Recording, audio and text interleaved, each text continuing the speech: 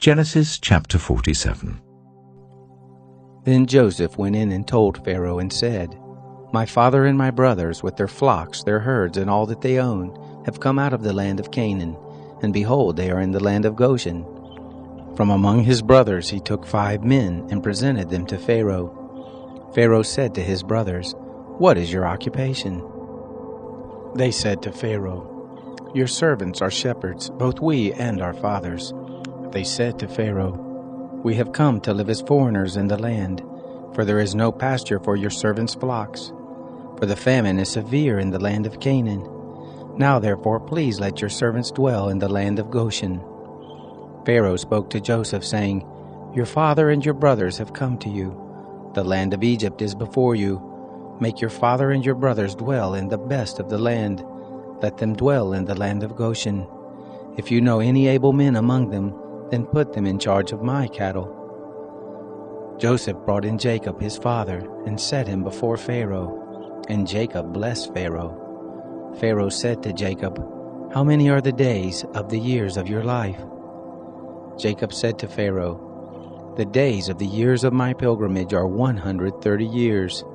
Few and evil have been the days of the years of my life, and they have not attained to the days of the years of the life of my fathers in the days of their pilgrimage. Jacob blessed Pharaoh, and went out from the presence of Pharaoh. Joseph placed his father and his brothers, and gave them a possession in the land of Egypt, in the best of the land, in the land of Ramses, as Pharaoh had commanded. Joseph nourished his father, his brothers, and all of his father's household with bread according to their families.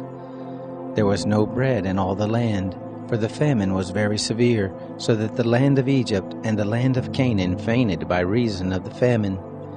Joseph gathered up all the money that was found in the land of Egypt and in the land of Canaan, for the grain which they bought, and Joseph brought the money into Pharaoh's house.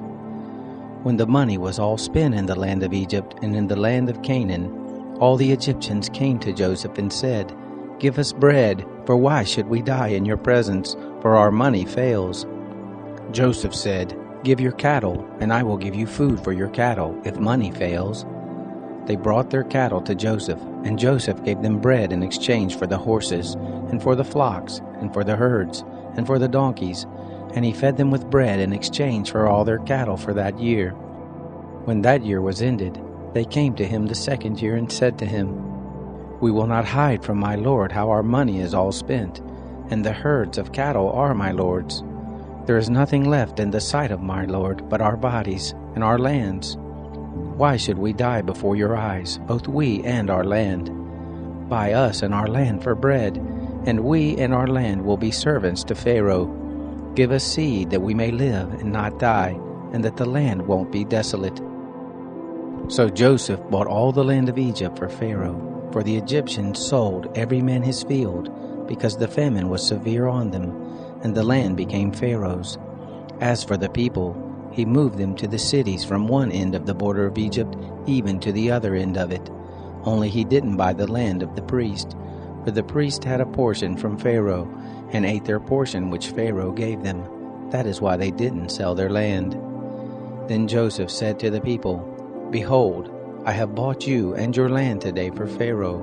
Behold, here is seed for you, and you shall sow the land.